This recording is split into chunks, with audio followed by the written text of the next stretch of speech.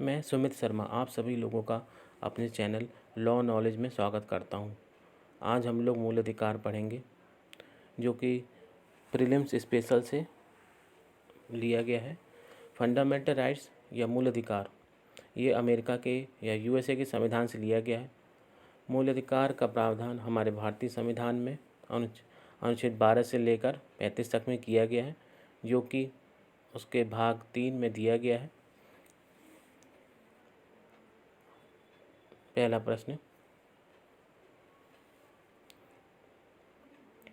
निम्नलिखित मूल अधिकारों में से कौन सा सभी व्यक्तियों को उपलब्ध है? इसका सही आंसर है समता का अधिकार। समता का अधिकार जो है वो सभी व्यक्तियों को उपलब्ध है। व्यक्ति या पर्सन शब्द भारतीय संविधान में कुछ अनुच्छेद जो कि जैसे कि 14 हो गया है ना, अनुच्छेद 14, 20, 21, 22, 27 इन सब अनुच्छेद में व्यक्ति शब्द का उपयोग किया गया है। व्यक्ति या पर्सन का, व्यक्ति या पर्सन में आपका भारत के नागरिक और अनागरिक भी आ जाएंगे, सिटीजन नॉन सिटीजन भी आ जाते हैं। अगला प्रश्न, निम्नलिखित भारतीय संविधान के अनुच्छेद 14 के अंतर्गत समता का अधिकार राज्य क्षेत्र में रहने वाले सभी व्यक्तियों को प्राप्त है, जबकि अनुच्छेद 19(1) के अंतर्गत संगम बनाने का अधिकार, वाक एवं अभिव्यक्ति का स्वतंत्रता एवं भारत के राज्य क्षेत्र में सर्वत्र आबद्ध संचरण का अधिकार केवल नागरिकों को प्राप्त है। सिर्फ इसमें नागरिकों को प्राप्त है अधिकार अनुच्छेद 19 का। अगला प्रश्न,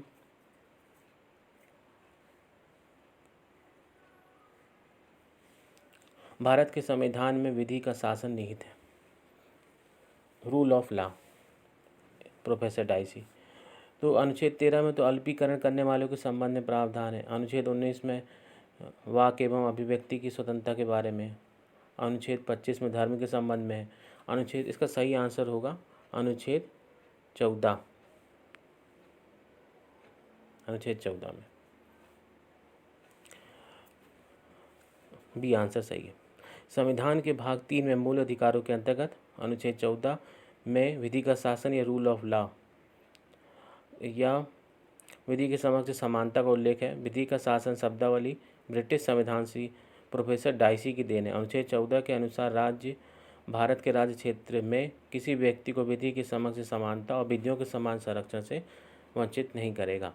अगला प्रश्न, लोक नियोजन के अवसर की समानता का अधिकार निम्नलिखित में उपलब्ध है। ए आरंभिक नियुक्ति, बी प्रोन्नति, सी सेवा मुक्ति, उपरोक्त सभी। इसका सही आंसर है उपरोक्त सभी। लोक नियोजन में अवसर की समानता के अधिकार में आरंभिक नियुक्ति, प्रोन्नति और सेवा मुक्ति सभी शामिल है। अगला प्रश्न, समता और स्वेच्छा चारित एक दूसरे के कट्टर शत्रु हैं, निम्नलिखित में से किस मामले में कहा गया? इसका सही आंसर है उपरोक्त में से कोई नहीं, क्योंकि ए के गोपालन वर्सेस मद्रास राज्य, Maneka Gandhi versus union of India, Kharak Singh का जो है स्टेट ऑफ यूपी का केस है, ये सभी केस जो है आर्टिकल 21 से संबंधित है। इसका व्याख्या, प्रश्नगत समस्या का सिद्धांत ईपी रोयप्पा बनाम तमिलनाडु राज्य के बाद में प्रतिपादित किया गया। इसका सही आंसर होगा ईपी रोयप्पा का केस में ऐसा कहा गया था। अगला प्रश्न, ऐसी विधि जिसके अनुसार जिस व्यक्ति की 2 से अधिक संतानें होंगी वह पंच या सरपंच का पद धारण करने से निरस्त होगा, एक मान्य विधि है एवं संविधान के अनुच्छेद 14 का अतिक्रमण नहीं करती। उच्चतम न्यायालय ने निम्नलिखित में से किस वाद में ऐसा कहा? इसका सही आंसर होगा जावेद। इसका बी आंसर सही है, जावेद बनाम हरियाणा राज्य, बी आंसर सही है। व्याख्या, जावेद बनाम हरियाणा राज्य के मामले में उच्चतम न्यायालय ने यह निर्धारित किया कि 2 बच्चों से अधिक संतान वाले व्यक्तियों को पंच या सरपंच के पद के अयोग्य घोषित करने वाली विधि एक विधिमान्य कानून है। यह संविधान के अनुच्छेद 14 द्वारा विधि के समक्ष समानता के अधिकार का अतिक्रमण नहीं करती हैं। PUCL बनाम भारत संघ के बाद में कहा गया, सर्वोच्च न्यायालय ने निर्धारित किया कि जो लोग खाद्य सामग्री खरीदने में असमर्थ हैं उन्हें अनुच्छेद 21 के अंतर्गत राज्य द्वारा मुक्त खाद्यान्न पाने का मूल अधिकार है। अगला प्रश्न, इंदिरा नेहरू गांधी बनाम राजनारायण के प्रकरण में सुप्रीम कोर्ट ने निम्नलिखित में से किसको संविधान क्षेत्र में सम्मिलित कर संविधान की आधारभूत संरचना की परिधि को विस्तृत किया था? सही आंसर इसका है प्रजातंत्र। इसका सही आंसर सी, प्रजातंत्र, जो कि स्वतंत्र निष्पक्ष चुनावों में विवक्षित है। सी आंसर सही है। उक्त लोक प्रतिनिधित्व अधिनियम 1951 भारतीय संविधान के अनुच्छेद 368 में क्या दिया है?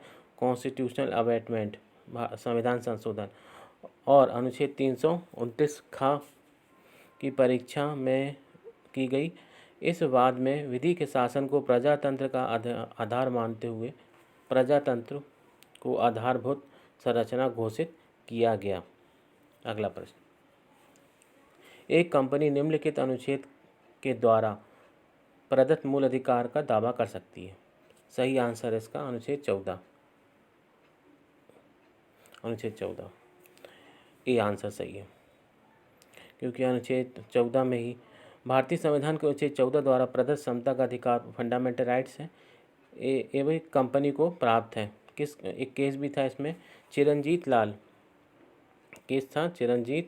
लाल बनाम यूनियन ऑफ इंडिया, AIR 1959 का केस था, के मामले में सुप्रीम कोर्ट ने निर्धारित किया कि एक कंपनी जो विधिक व्यक्ति है, कंपनी क्या है? विधिक व्यक्ति है, लीगल पर्सन है, जो भी विधि के समक्ष समता का अधिकार उपलब्ध है। चूँकि अनुच्छेद 15 और 19 में प्रदत्त अधिकार केवल नागरिकों को प्राप्त है, इसलिए कंपनी इन अनुच्छेदों के तहत दावा नहीं कर सकती है, क्योंकि कंपनी नागरिक नहीं है केस में। तो कंपनी जो होती है वो भी व्यक्ति, उसको भी राइट टू इक्वलिटी का अधिकार होता है, समता का अधिकार उसको भी प्राप्त है। अगला प्रश्न, निम्नलिखित में से कौन मौलिक अधिकार नहीं है? सी, हड़ताल का अधिकार। स्ट्राइक का जो राइट है वो फंडामेंटल राइट नहीं है। आपका इसका सही आंसर जो है वो सी है, हड़ताल का अधिकार। ए इसमें था शोषण के विरुद्ध अधिकार, समता, जो कि आपका कहाँ दिया है? कॉन्स्टिट्यूशन में अनुच्छेद 23 और 24 में है। समता का अधिकार आर्टिकल 14 में, 14 में, और संगम या संघ बनाने का अधिकार जो है आपका अनुच्छेद 19 में है। जो हड़ताल का अधिकार है वो कहीं नहीं दिया है। शोषण के विरुद्ध अधिकार अनुच्छेद 23, 24, समता का अधिकार अनुच्छेद 14 से लेकर 18 तक में,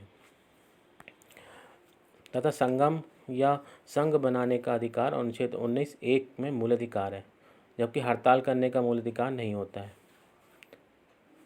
अगला प्रश्न, संविधान का अनुच्छेद 15(1) प्रावधान करता है कि राज्य केवल निम्न आधारों पर नागरिकों के विरुद्ध विभेद नहीं करेगा।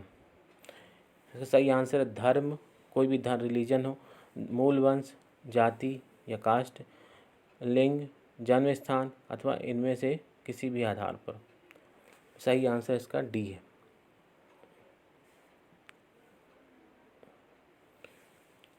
संविधान के अनुच्छेद 15(1) में बताया है कि राज्य किसी नागरिक के विरुद्ध, सिटी, इसमें भी जो शब्द आया है नागरिक, नागरिक मतलब भारत का नागरिक, के विरुद्ध मात्र धर्म, मूल वंश, जाति, लिंग या जन्म स्थान अथवा इनमें से किसी भी आधार पर कोई भेदभाव नहीं करेगा। अगला प्रश्न, सरकार द्वारा संचालित चिकित्सा मेडिकल महाविद्यालयों में भारतीय संविधान के अनुच्छेद 15(1) के अंतर्गत आरक्षण विधिमान्य होगा। किसके आधार पर होगा? जाति के आधार पर। सही आंसर इसका है कास्ट के आधार पे। बी आंसर सही है।